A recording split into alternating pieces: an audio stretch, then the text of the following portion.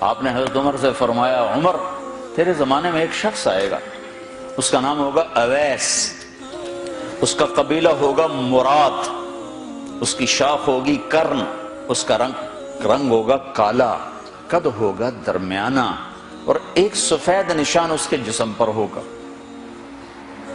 جب وہ آئے تو تم اس سے دعا کرانا، علی تو بھی کرانا، عمر تو بھی کرانا، اور میں قسم کھا کے کہتا ہوں کہ اویس جیسوں سے دنیا بھر جائے تو عمر و علی کے ایک بدن کے بال کے برابر نہیں، لیکن اس کے ذریعے سے ایک پیغام آگے پہنچانا تھا۔ تو حضرت عمر اور حضرت علی حیران ہو کر دیکھنے لگے کہ ہمیں کہا جا رہا ہے کہ اویس سے دعا کروائیں، وہ ہم صحابی وہ تابعی۔ تو آپ نے فرمایا اس نے ماں کی ایسی خدمت کی ہے، جب وہ ہاتھ اٹھاتا ہے تو اللہ ہاتھ واپس خالی موڑتا ہی نہیں۔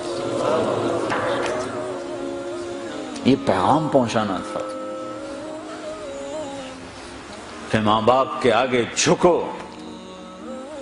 جس دیش میں آپ رہتے ہیں یہاں کام کی رفتار بہت تیز ہے، ماں باپ اگر موجود ہیں تو کم ہی کچھ نصیبوں والے ہیں جن کو کچھ اولاد کی خدمت ملتی ہے، ورنہ دیواروں کے ساتھ ہی زندگی گزر رہی ہوتی ہے۔ تو عمر رضی اللہ عنہ جب خلیفہ بنے تو ہر سال حج کرتے تھے، ہر سال ان کو ڈھونڈواتے۔ اب مجھے یہ نہیں پتا درمیان کے کوئی سال ہوں گے کہ ایک سال آپ نے حج پر سارے حاجی اکٹھے کر لیے، ایسے اپنے سامنے کا کھڑے ہو جاؤ، سب کھڑے کر لیے، کہنے لگے بیٹھ جاؤ سارے یمن والے کھڑے رہو، تو سارے بیٹھ گئے، یمنی کھڑے رہے، کہ سارے یمن والے بیٹھ جاؤ، قبیلہ مراد والے کھڑے رہو، تو سارے یمنی بیٹھ گئے، مراد والے کھڑے رہے۔ اس سال میں یمن گیا جماعت میں تو اویس کرنی کے گاؤں گیا، ان کی جگہ پیدا ہوئے، جو ان کا قبیلے کے لوگوں سے ملا، اس علاقے سے گزرا، دیکھا کہ اچھا یہاں وہ ہستی پیدا ہوئی تھی، خشک پہاڑ ہیں، بالکل خشک پہاڑ۔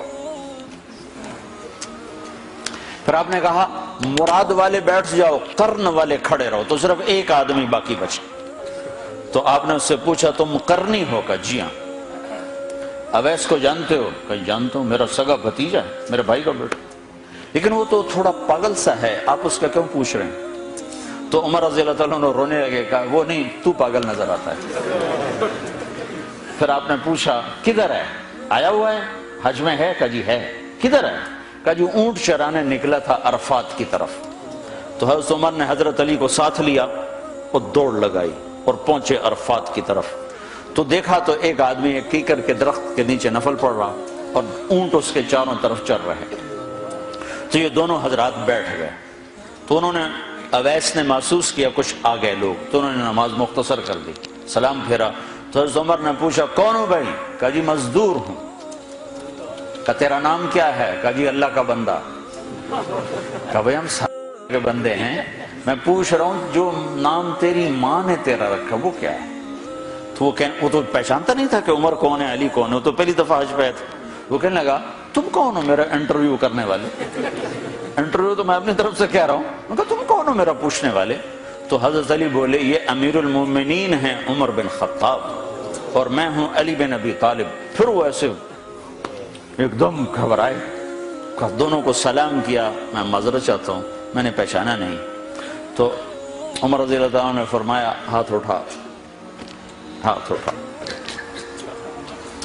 برمنگھم والوں کو پیغام پہنچے کہ ماں کی خدمت کیسے کی جاتی، کہ عمر جیسا ہاتھ اٹھوا رہا ہے، علی جیسا، علی جیسا۔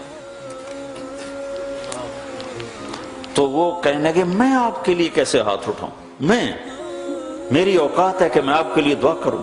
کہاں، ہمیں ہمارے نبی کا حکم تھا کہ اویس آئے تو اس سے دعا کروانی ہے، کہ جب وہ ہاتھ اٹھاتا ہے تو وہ ہاتھ خالی نہیں آتے۔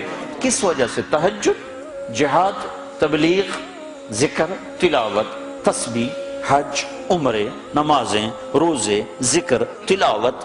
کس وجہ سے؟ نہیں، ان میں سے ایک وجہ بھی نہیں، ماں کی خدمت کی وجہ سے۔ پھر ایک اور جگہ آپ نے فرمایا کہ لوگ جب جنت میں چلیں گے تو اویس بھی چلے گا، جب جنت کے دروازے پر پہنچے گے تو اللہ تعالیٰ فرمائیں گے اویس کو روک لو باقی کو جانے دو۔ تو اویس گھبرا جائیں گے، کہیں گے یا اللہ مجھے کیوں روک لیا ہے، تو اللہ تعالیٰ فرمائیں گے ٹھہر جاؤ، جانے دو ان کو۔ ہاں بھائی، اب یہ سامنے جہنم کے لوگ کھڑے ہوئے ہیں، تو شفاعت کر، تیری تو فعل لاکھوں انسانوں کو جنت میں ڈالو، تجھے اس لیے روکا ہے کہ تو شفاعت کر، جدھر تیری انگلی اٹھتی جائے گی ان کے لیے جنت لکھتی چلی جائے گی، ان کے لیے جنت لکھتا چلا جاؤں گا، جدھر جدھر تو انگلی اٹھائے گا۔ صرف پونڈ ہی سب کچھ نہیں، مائیں بھی بہت کچھ ہے، صرف پونڈ ہی سب کچھ نہیں ہے، باپ بہت کچھ ہے۔